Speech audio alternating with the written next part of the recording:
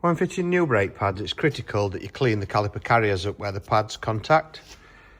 You can see there where the rust mark is on both sides. That is where the pad, and same up there, kind of sits on the carrier. And if you get a build-up of corrosion and dirt on there, you can sometimes find it that your pads stick in the carrier and lock in place, so you don't get 100% of your braking. So it's critical that one way is to use like a screwdriver or a pry bar, which you can clean them up relatively well. And what that does, it gets off all the loose that you don't want on there, the corrosion and things like that. And you can see that looks a lot better, but we're going to show you the better way of doing it.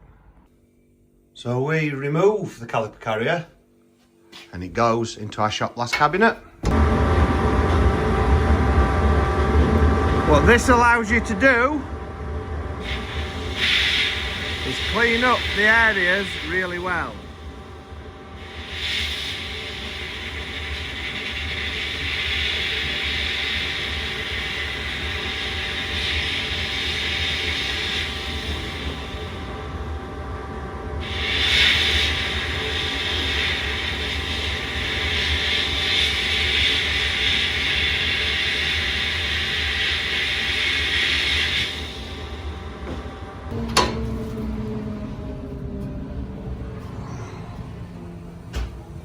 So what you can see now is the caliper carrier where the pads attach or sit is nice and clean, so you won't get any pads sticking in there.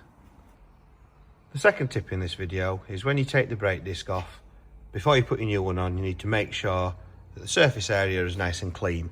Corrosion around the hub will make the disc not sit flat and you can end up with brake vibrations.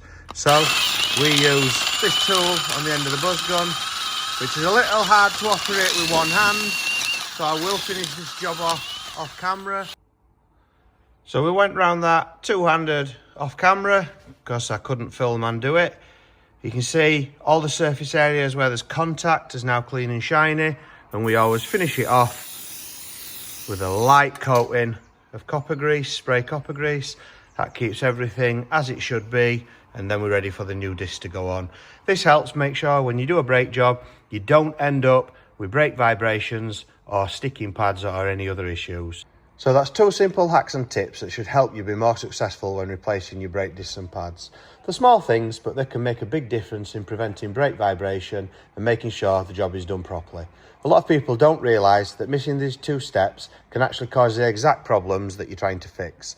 If this video helped you out, please hit the like button, drop a comment below, and make sure you subscribe to the channel for more real-world tips and fixes like this. And as always, thanks for watching, and we'll see you on the next one.